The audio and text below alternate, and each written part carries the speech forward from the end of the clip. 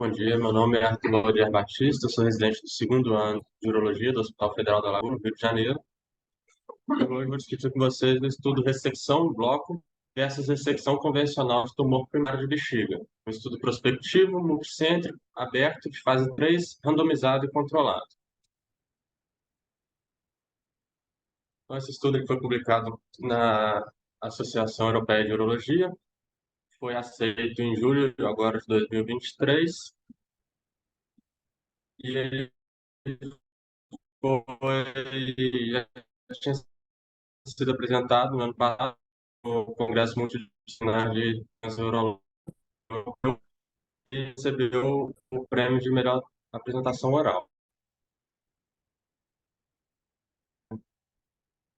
Ela, no modo tradicional, convencional, são realizadas ressecções de vários fragmentos e esses fragmentos geralmente são enviados é, em conjunto para poder ser analisado. Já na ressecção em bloco, que é preconizada pelo artigo, ela pode ser realizada em tumores selecionados, como a gente vai ver um pouco mais adiante, e como resultado a gente tem uma melhor qualidade da amostra, podendo ser possível evidenciar a presença de musculatura detrusora e, em alguns casos, até 100%, em alguns estudos.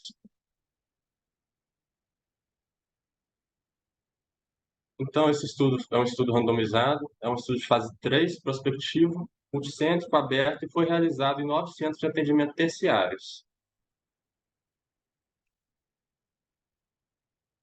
Como critério de inclusão, ele teve avaliação diagnóstica por cistoscopia, devendo ser necessário a presença do carcinoma de bexiga papilar primário, com estadiamento clínico TA ou T1. Esses pacientes poderiam ter até 3 lesões de 1 a 3 centímetros.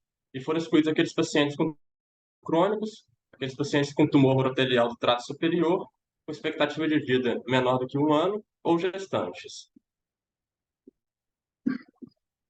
A randomização foi estratificada por centro, focalidade, sendo uni ou multifocal, e sexo, masculino ou feminino.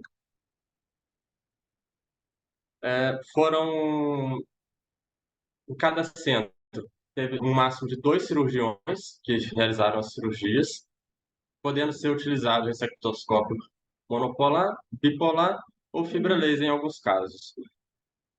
A nos casos onde foi realizada a RTU convencional, foram enviados separadamente os produtos de ressecção exofítica, ressecção profunda e as margens cirúrgicas, sendo que nos casos onde foi realizada a ressecção em bloco, foi mandada em peça única.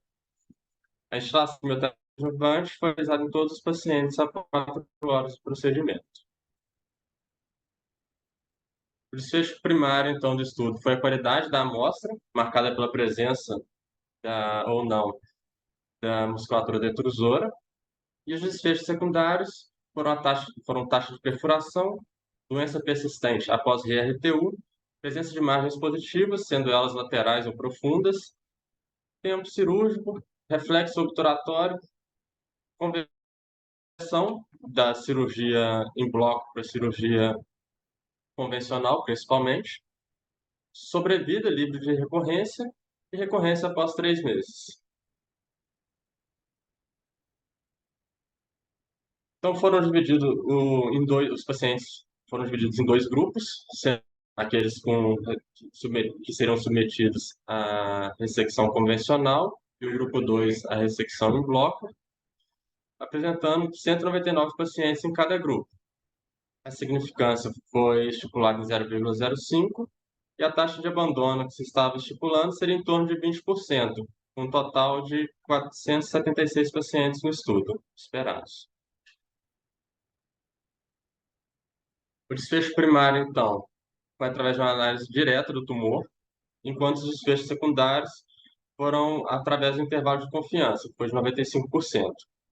A escolha da ressecção e do centro foi feita de modo aleatório, e a associação dos braços por análise foi realizada por análise univariada. O método de Kaplan-Meier foi o método utilizado para avaliação da sobrevida livre de recorrência, com p-valor menor do que 0,05.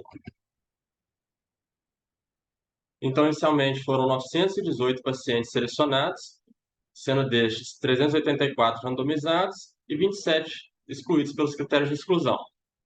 Dos restantes, 348 realizaram a técnica a qual realmente foram randomizados a realizar, sendo 452 lesões ressecadas. Lembrando que esse número é maior que o número de pacientes, porque em alguns casos tinham 2 ou 3 lesões também. Dessas lesões, 48% foram submetidas à ressecção em bloco e 51% à ressecção convencional. Das lesões ressecadas, 394 foram confirmadas como carcinomas uroteliais, sendo 63,5% não invasivos e 54,4% do baixo grau. Então, aqui a gente vê as tabelas, inicialmente a tabela 1, mostrando as características dos pacientes estudados, principalmente sexo, raça, idade, o tipo de energia utilizado. E na tabela 2, a gente vê as características da peça, dos tumores. Estadiamento clínico, estadiamento patológico, se eram de alto ou baixo grau, e também o modo de ressecção.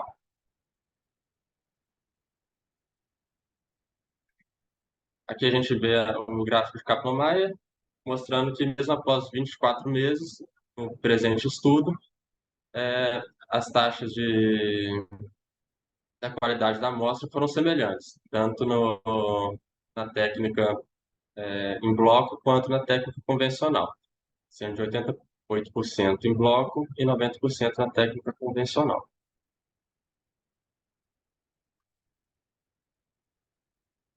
A última tabela, então, que o artigo traz para a gente, ele avalia o odds ratio de acordo, avaliando a presença da musculatura detrusora dos pacientes, de acordo com as características. Ele avalia aqui, principalmente em tumores menores ou iguais do que 2 centímetros, e é curioso também que na ressecção, o cirurgião que realizou a ressecção, foi mais evidenciado também a presença da musculatura detrusora naqueles cirurgiões com menos de 5 anos de experiência.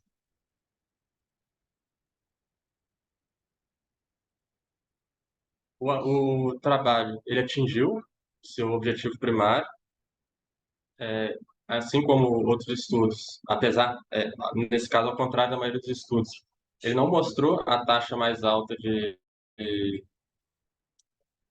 ele atingiu o objetivo primário, mostrando a taxa mais alta de presença de musculatura detrusora nos pacientes submetidos à ressecção em bloco, em relação àqueles submetidos à ressecção convencional, sendo de 90% para 80%. E a variabilidade, houve variabilidade nas amostras de musculatura detrusora entre os centros.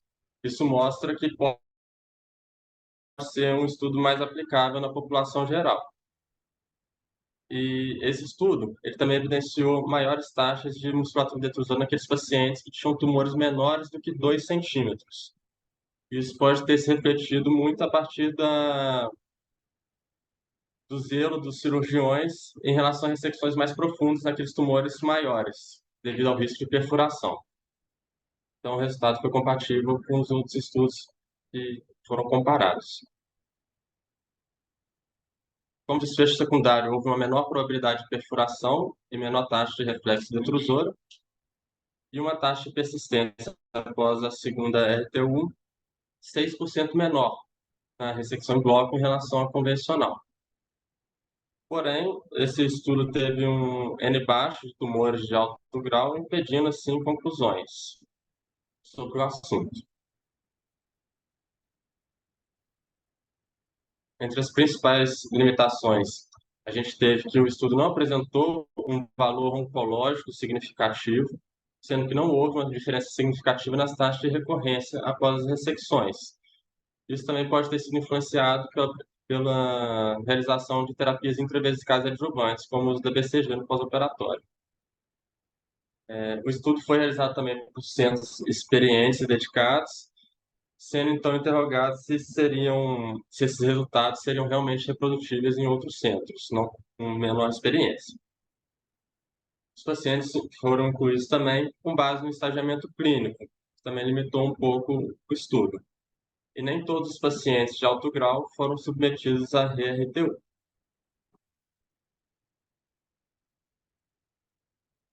Então, como conclusão, a ressecção em bloco foi superior na aquisição de amostras de alta qualidade naqueles tumores entre 1 e 3 centímetros, desde que se tenha também,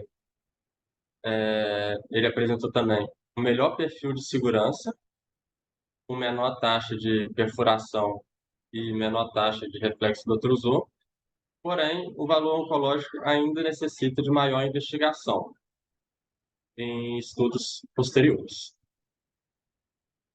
Obrigado.